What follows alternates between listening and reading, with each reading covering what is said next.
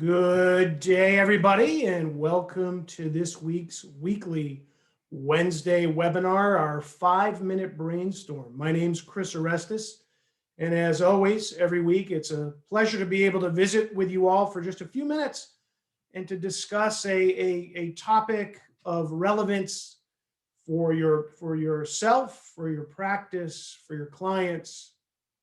This week, we're going to be covering what are the signs to look for that someone needs long-term care. So not only is long-term care a topic that people don't like to talk about, it's something they avoid, they tend to not plan for it, but when it actually arrives, most people fail to recognize the sign that long-term care is needed for an individual, a loved one, or maybe even for themselves. For the most part, people tend to be in denial when it comes to the potential for long-term care supports and services, whether it's for themselves or a loved one. And as the loss of ADL starts happening, some people won't realize it's happening to them or a loved one because so often it's something that can creep up on you slowly, start to infiltrate your life, and it can start to feel like it's just a regular part of your daily lifestyle, either for yourself and or for a loved one. Without realizing it, people often find themselves all of a sudden becoming a caregiver and they don't even realize it. They don't recognize that the need for professional long-term care has arrived, and sometimes it can even be a factor of that they or a loved one is hiding the reality from family members. And we've seen this oftentimes, a story that I like to share. I remember talking to a woman about her husband who was looking for long-term care funding solutions.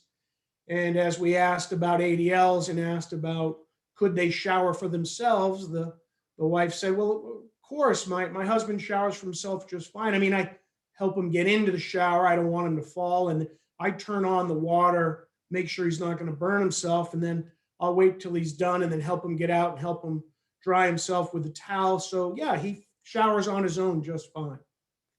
Obviously, we're right there. We're looking at a potential loss of an activity of daily living. And this is happening to people all the time. They don't realize it's happening to them. So the key is how to identify and recognize the signs that long-term care needs potentially have arrived. Then there's 3 areas of deterioration that you want to be looking for. The first is physical deterioration. Rapid weight loss is always a sign that there could be a physical problem starting to manifest. Loss of mobility, loss of strength or endurance, loss of balance, which could also start to reveal themselves through signs of injury, such as bruises, lacerations, or even burns from accidents in the kitchen. These are signs that there's physical problems starting to happen, which also are clues that living home alone, or maybe with a spouse, is no longer in the best interest of or in the safety of the individual and their spouse. Another thing to be looking for is also poor hygiene, disheveled appearance, particularly if somebody had been well kept all along and all of a sudden that has changed. Another area we want to be looking for is cognitive deterioration, losses of memory, confusion, frustration, outbursts, people who are mixing up their timelines or mixing up people, thinking that they're talking about an event that could have occurred decades ago, or with people that no longer are alive or around, as if they and those events just happened within the recent days.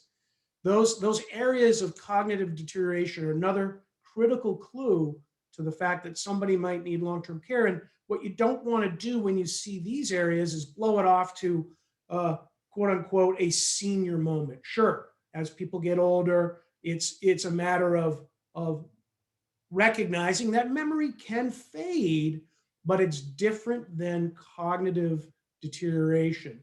It's one thing to not remember where you put your keys, but it's another thing not to remember that you have keys or a car to begin with.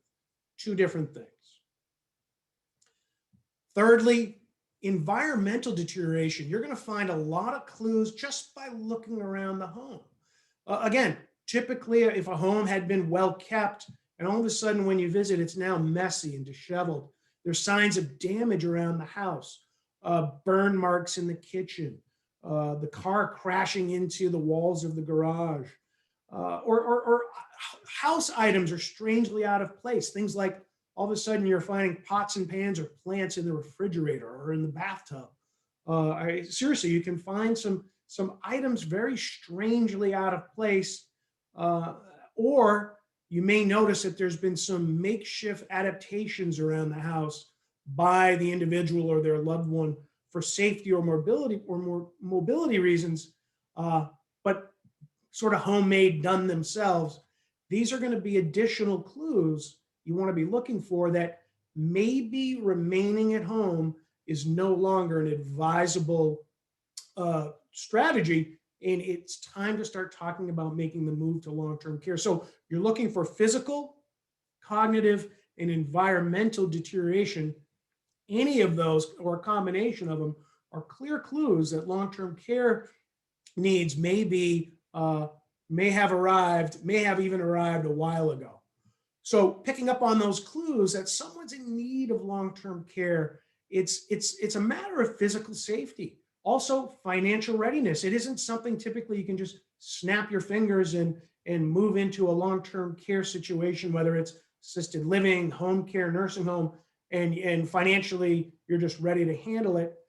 There's time management to get through the process and secure the best possible care. So picking up on these clues so that you can start going to work on preparing for that move, and giving yourself some time to do it right, to be well researched, to be financially ready, to pick the right form of care, the right location, secure it.